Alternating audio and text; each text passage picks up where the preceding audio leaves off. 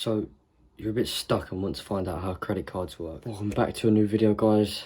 If you're new here, feel free to subscribe and hit the like button. This video is going to be about how credit cards work, what are the benefits and what are the disadvantages of having a credit card. Credit cards allows you to spend up to a preset limit, providing that you'll pay back the lender the minimum or full amount each month. A credit card can be a risky thing to get into, but with a little bit of knowledge, you won't need to worry. People get trapped in the credit card system because they spend more money than they actually earn, and then they borrow against their credit to facilitate against that spending. Now, you may be wondering, what happens if you miss payments? If you miss payments, your lender will contact you, the demand or sum of money you owe them. If you still fail to make those payments, then further action may be taken, such as employing debt collection agents to come round to your house and to retrieve the money that you owe them. If you aren't careful enough and think that you're getting free money, you're wrong.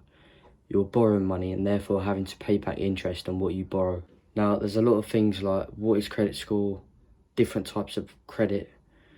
In the next couple of videos, I will be explaining this, so feel free to subscribe, turn that notification bell on, and I will see you guys in a bit.